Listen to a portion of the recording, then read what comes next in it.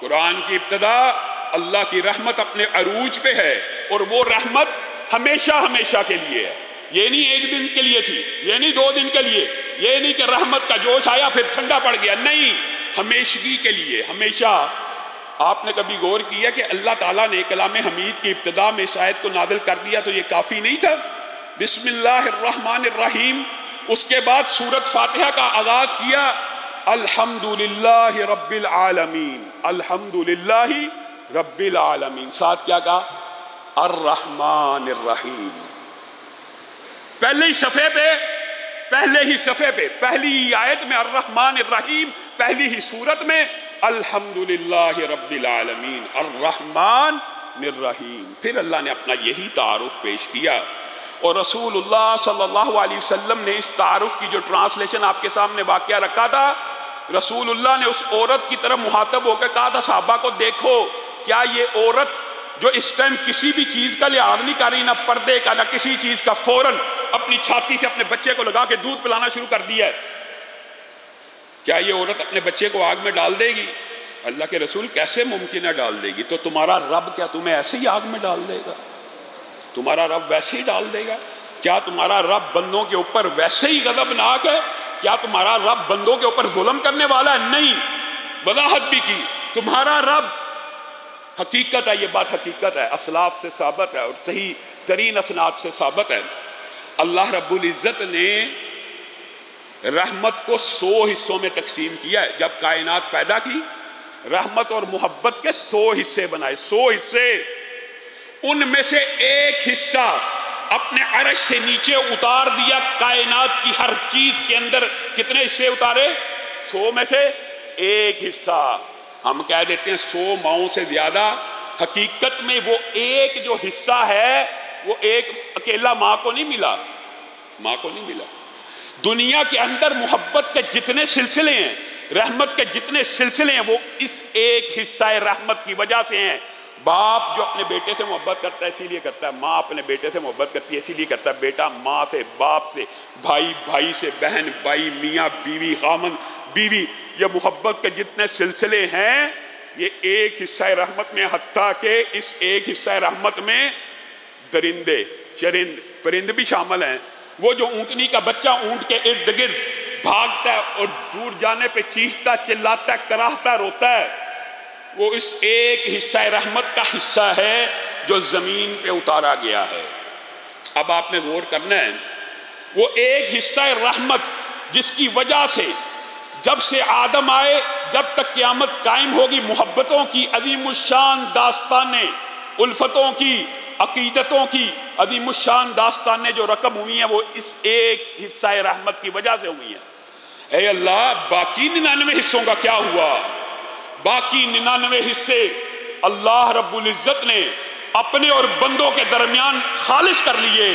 کل قیامت کے دن ان 99 حصوں کو اللہ تمہارے اور میرے اوپر تقسیم کر دے گا۔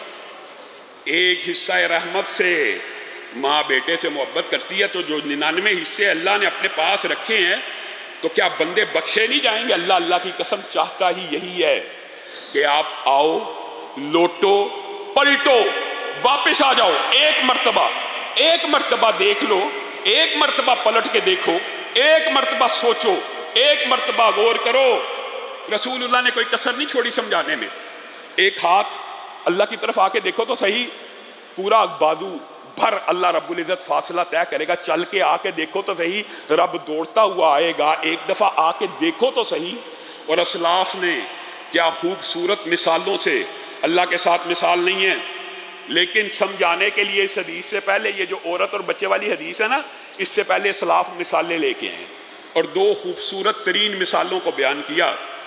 ایک مثال یہ دی، اگر کوئی بچہ اور اس کی ماں میں آپس میں ناراضگی ہو جاتی ہے، ماں ڈانٹتی ہے، بچہ دوڑ گیا، تھوڑی دیر بعد اس کو احساس ہوا ماں کا در چھوڑ کے کہاں جاؤں گا، ماں کے علاوہ تو کوئی ملجا نہیں ہے، ماں کے علاوہ تو کوئی گھر نہیں ہے۔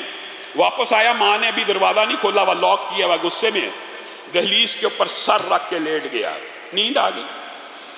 ماں کا بھی غصہ کچھ دیر کے بعد ٹھنڈا ہوا، ماں بچے کو ڈھونڈتے ہوئے باہر آئی، دہلیز کے اوپر بچے نے سر رکھا ہوا ہے، اسلاف نے کہا بتائیے یہ ماں کہ اپنے بچے کو اسی وقت واپس معاف کر کے اندر لے کے جائے گی کہ نہیں؟